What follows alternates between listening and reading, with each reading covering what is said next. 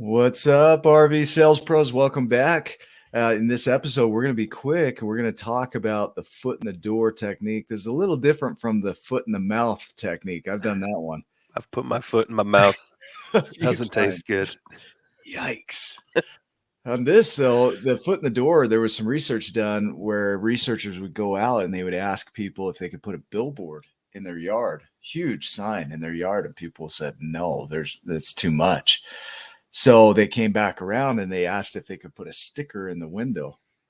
And the people said yes. And as soon as they got a sticker in the window, then they came back and asked for a yard sign. And from a yard sign, they went to a billboard, and they got what they wanted by getting the foot in the door. And it's the idea that if a salesperson comes and knocks on your door, vacuum salesman is kind of the analogy that most people use.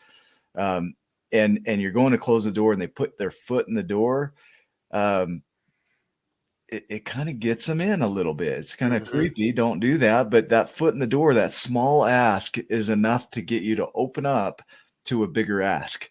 And so, I use that when I'm doing sales. I'll ask for something small. Would you want a Friday or a Saturday delivery? I mean, that indicates that if you're thinking ahead that far, that you're into the unit. Yeah, and we say the same. We say very similar things. We'll ask little trial closes, they call them in the industry, where we just ask a question of, wouldn't this be something that you would want on your next RV? Yeah, that's such a manipulative question. Don't you dare ask me that. Here comes the foot. Yeah, that shame, like mom's like shaming you. Well, wouldn't you? No, I never really thought of it that way, but it kind of is. But it does get us the little bit that we need, to start moving in that direction where we're like, okay. And then because once we know the 3 or 4 or 5 things, we call it filling our shopping cart too. And so then when we sit down and talk numbers, and then there's any resistance at all in the force, we go back and we say, well, remember when you said this?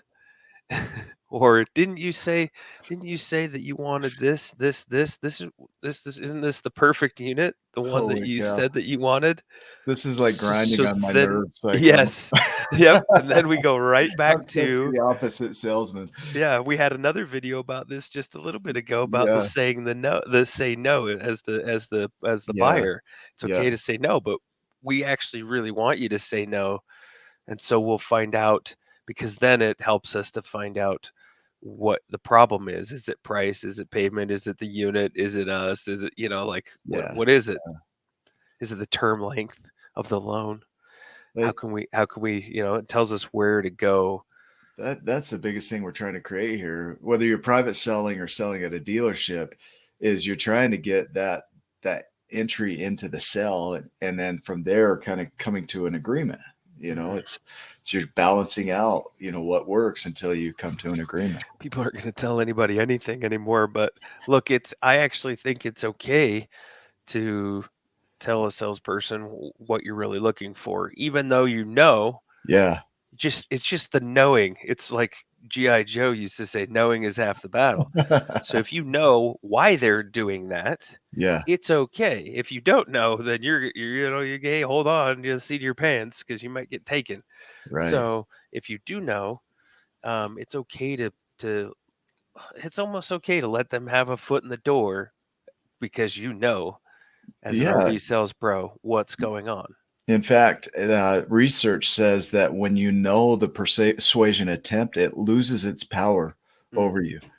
And so one of the advantages of knowing this technique is that when it's coming. When you see it coming, you can do something about it.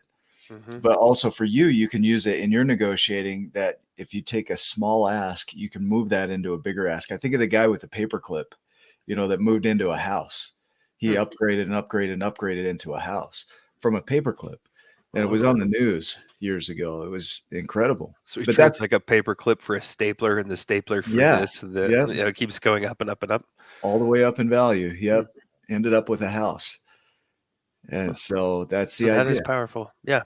And if you can tell the RV salesman what you're looking for, and they ask you those questions and you see it coming, that's okay, because then it'll help you narrow down and you can actually use it for yourself, for your Yeah. own personal gain. Is this is really what I want?